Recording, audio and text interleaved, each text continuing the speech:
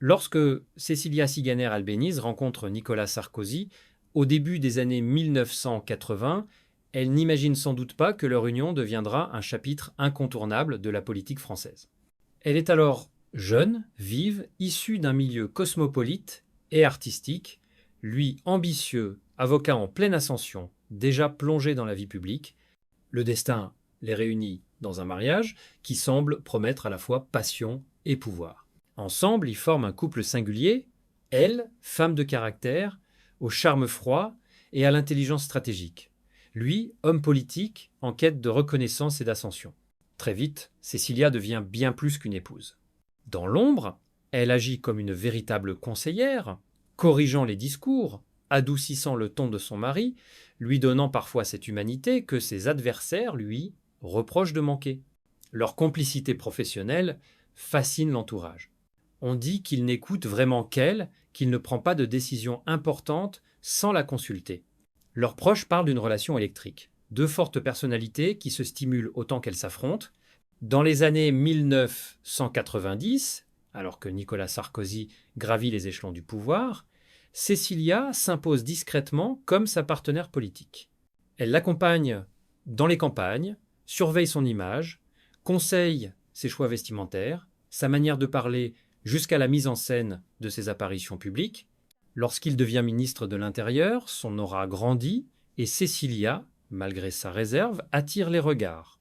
Certains la comparant à Jackie Kennedy, élégante, indépendante, mystérieuse. D'autres la jugent distante, voire hautaine.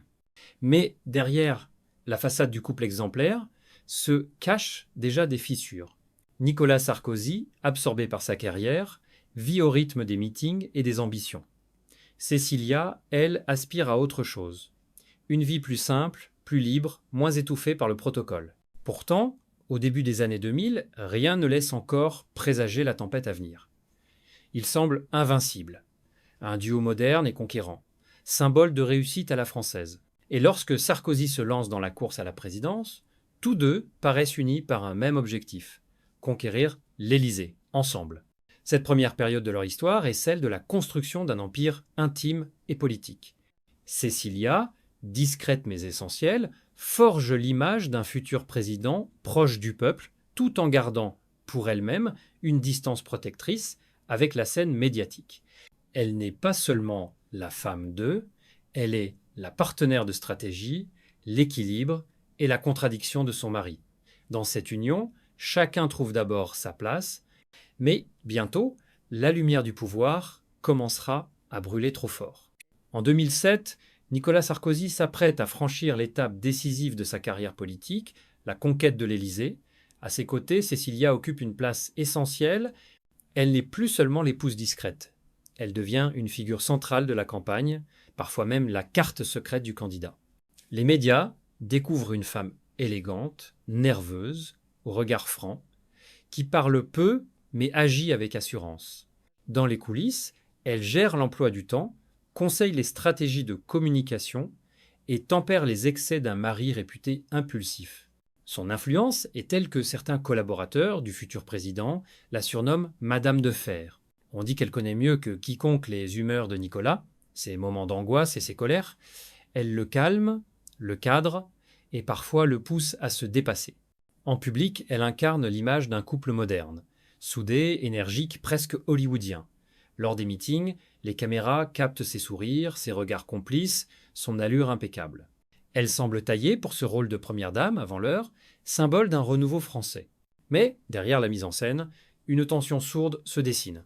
Cecilia se lasse de cette vie sous projecteur, où chaque geste devient symbole. Elle déteste les interviews, fuit les photographes, méprise les mondanités. Pendant que Nicolas multiplie les apparitions, elle s'éloigne lentement, cherchant de l'air au milieu de cette campagne qui ne lui appartient plus. Pourtant, elle reste là, loyale, jusqu'à la victoire.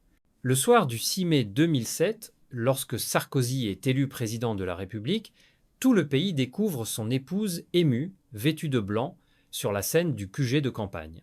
C'est l'image parfaite du triomphe conjugal et politique. Mais, à ce moment précis, un vide s'installe déjà. Cecilia sait qu'elle ne se reconnaît plus dans ce rôle. Son mari, désormais chef de l'État, ne lui appartient plus. Il appartient à la France, à la fonction, à une vie réglée par le protocole et la surveillance médiatique. À l'Élysée, Cécilia se sent étrangère. Le faste du palais, les obligations officielles, les dîners d'État, rien de tout cela ne lui ressemble. Elle confie à des proches qu'elle se sent emprisonnée dans un rôle écrit pour quelqu'un d'autre. Elle se met à fuir les cérémonies, refuse plusieurs voyages officiels, parfois même ne répond plus aux appels du protocole présidentiel. Ce retrait étonne, intrigue et alimente les rumeurs. Ce qui devait être une apothéose devient pour elle une cage dorée. Tandis que Nicolas Sarkozy goûte à la gloire, Cécilia s'enfonce dans le doute. Leur couple, autrefois moteur de leur ascension, commence à se fissurer sous la pression du pouvoir et des projecteurs. Et bientôt, la fracture deviendra irréversible. La fracture entre Cécilia et Nicolas Sarkozy ne s'est pas produite en un jour. Elle s'est installée insidieuse à mesure que le pouvoir grandissait. Dès les premières semaines, à l'Élysée, le fossé se creuse. Le rythme effréné de la présidence, les obligations d'État, la surveillance constante des médias, tout ce que Nicolas semble savourer, Cécilia le rejette. Elle n'aime ni les caméras, ni le protocole, et cette nouvelle vie lui apparaît comme un théâtre où elle ne veut plus jouer. Autour d'eux, les conseillers perçoivent la tension. Cécilia, plus distante, passe moins de temps à l'Élysée. Elle préfère s'échapper, retrouver des amis loin de Paris, parfois même quitter le pays quelques jours. Les tabloïds flairent le malaise et publient des photos volées, des articles insinuant la rupture. Sarkozy, lui, garde le silence. Il tente de sauver les apparences, convaincu qu'une présidence sans première dame nuirait à son image. Mais Cécilia, lucide, n'a plus la force de feindre. Les confidences à son entourage deviennent plus directes. Elle ne supporte plus la vie publique, ni le poids d'un mari devenu président. Elle dit qu'elle n'a jamais voulu de ce rôle, qu'elle se sent étrangère dans ce monde d'apparence. Pour la première fois, elle exprime le désir d'une vie à elle, loin des intrigues politiques et des ambitions sans fin. Le 18 octobre 2007, le communiqué tombe, le président de la République et son épouse annoncent leur séparation. La nouvelle fait l'effet d'un séisme. C'est la première fois sous la Vieille République qu'un chef d'État en exercice divorce. La France entière retient son souffle. Les journaux télévisés ouvrent sur le visage impassible de Sarkozy, tandis que les magazines tentent de déchiffrer le silence de Cécilia. Elle, de son côté, s'éclipse sans fracas. Pas de conférence, pas de justification, juste un départ. Ceux qui la croisent à cette époque décrivent une femme soulagée, presque apaisée, comme si elle venait enfin de reprendre le contrôle de sa vie. Elle dira plus tard qu'elle n'avait plus de place dans cette relation, que la politique avait tout dévoré. Pour Sarkozy, la blessure est profonde, mais il refuse de montrer la moindre faiblesse. Il se plonge dans le travail, multiplie les déplacements, occupe l'espace médiatique pour détourner l'attention, mais le vide laissé par Cécilia est visible. La France découvre un président seul, vulnérable, paradoxalement plus humain. Et c'est dans ce moment de solitude que le destin va lui présenter une nouvelle compagne, une rencontre qui, en quelques semaines, va bouleverser l'image de toute une présidence. À peine quelques mois après le divorce officiel, une rumeur commence à circuler. Nicolas Sarkozy aurait rencontré une chanteuse et mannequin célèbre, Carla Bruni. La nouvelle éclate comme une bombe dans les médias français. On parle d'un dîner organisé en novembre 2007 chez le publicitaire Jacques Séguéla, où le président, encore meurtri par sa séparation, aurait croisé cette artiste au charme magnétique. Dès le lendemain, les journaux à sensation s'enflamment. Cupidon a frappé à l'Élysée. Carla Bruni n'est pas une inconnue. Ancienne mannequin internationale, devenue chanteuse, elle incarne une féminité libre, cultivée et provocante. Son passé amoureux, déjà très médiatisé, alimente la curiosité. Que vient faire une star bohème dans l'univers feutré du pouvoir politique ? Les Français sont fascinés. Le contraste entre la discrète Cécilia et la flamboyante Carla est saisissant. Là où l'une fuyait les caméras, l'autre semble les apprivoiser avec un naturel désarmant. Très vite, la romance devient officielle.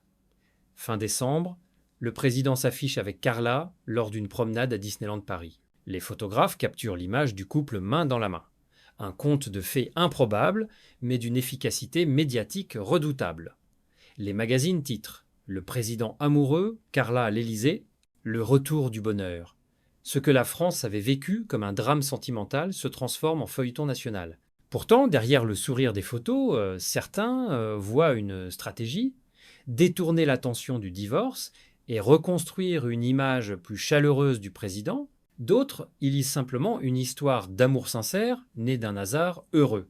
Mais personne ne reste indifférent. Dans les dîners, dans les cafés, tout le monde en parle.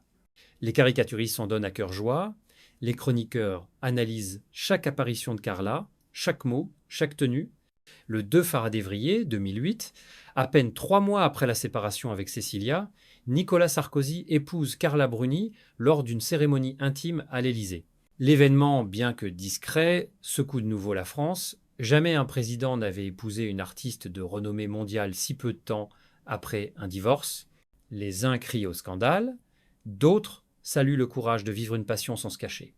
Cette union marque un tournant. Pour la première fois, la vie privée du chef de l'État devient un spectacle public, un mélange de politique et de romance qui fascine autant qu'il dérange.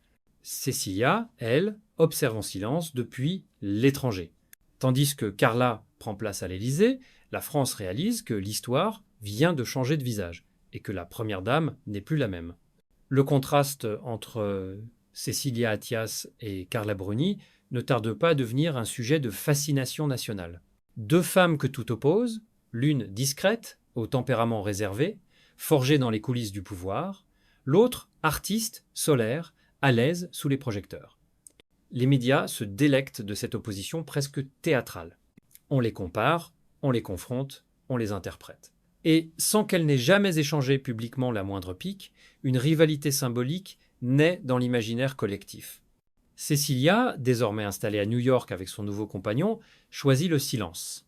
Elle s'éloigne du tumulte français, mais son ombre continue de planer sur l'Élysée. Certains commentateurs notent que Sarkozy parle encore d'elle avec une certaine tendresse, preuve qu'elle occupe toujours une place particulière dans sa mémoire. Dans ses rares interviews, Cécilia évite la polémique. Elle se contente de dire qu'elle souhaite le bonheur à Nicolas et qu'elle n'a aucun regret.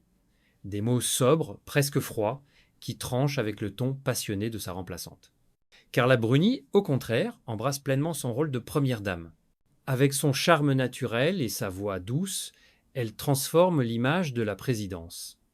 Elle accueille les chefs d'État avec un sourire glamour, chante pour des causes humanitaires, pose en couverture de magazines prestigieux. Sa présence attire la lumière et adoucit l'austérité du pouvoir. Mais cette nouvelle mise en scène ne plaît pas à tout le monde. Certains y voient une superficialité inédite, d'autres une révolution du protocole. Le public français, partagé, observe avec curiosité cette métamorphose de l'Élysée. D'un palais empreint de gravité, on passe à une ère plus médiatique, presque cinématographique. Le président et son épouse deviennent un couple de people autant qu'un couple politique. Cette fusion des genres fascine autant qu'elle choque. La frontière entre vie publique et vie privée semble s'effacer sous les flashs des photographes. Le contraste entre Cécilia et Carla dépasse alors la simple comparaison de style. Il révèle deux visions du pouvoir, au féminin, celle sobre et efficace, d'une femme qui agit dans l'ombre, et celle artistique et rayonnante, d'une femme qui assume la lumière. Dans ce duel silencieux, chacune incarne une époque différente du sarkozysme. Cécilia, la rigueur et la construction, Carla, la séduction et la communication. Ce changement de première dame devient le miroir d'un changement d'air. La France passe de l'intimité à la surexposition, du mystère à la transparence médiatique, et derrière cette mutation plane toujours la question. Que reste-t-il de la véritable Cécilia, celle qui a façonné l'homme avant que la lumière ne le dévore? Lorsque Carla Bruni s'installe à l'Élysée, la France entière semble suivre un feuilleton quotidien. Les journaux, les magazines, les chaînes de télévision, tous scrutent la moindre apparition du nouveau couple présidentiel. Ce n'est plus seulement de la politique, c'est du spectacle. Pour la première fois, la vie privée d'un chef d'État devient un élément central du récit national. Et dans ce théâtre, Cécilia Attias reste le fantôme silencieux du premier acte. Les Français oscillent entre fascination et lassitude. Certains trouvent ce tournant rafraîchissant, voyant dans ce président amoureux et sa femme artiste un vent de modernité. D'autres, au contraire, dénoncent un mélange indécent entre pouvoir et divertissement. Le terme bling-bling, souvent utilisé pour qualifier le style de Sarkozy, s'étend à tout son univers. Voyage éclatant, garde-robe de créateur, soirée mondaine, l'Élysée devient une vitrine de glamour, bien loin de la sobriété républicaine. La presse internationale s'empare du phénomène. En Italie, on s'amuse du destin de Carla, la muse devenue reine. En Grande-Bretagne, The Guardian parle d'un soap opera politique que la France regarde comme un feuilleton sentimental. Aux États-Unis, les médias soulignent la vitesse avec laquelle le président a tourné la page à peine 3 mois après un divorce inédit. Ce mélange de romantisme et de stratégie médiatique fascine le monde. Mais au-delà du scandale et de la curiosité, cette succession révèle une vérité plus profonde. La présidence Sarkozy incarne l'entrée de la politique française dans l'ère de l'émotion instantanée. Les frontières entre le privé et le public se brouillent. La France découvre qu'un président peut être à la fois chef d'État et personnage de roman. Carla Bruni, par sa seule présence, impose une nouvelle manière de raconter le pouvoir.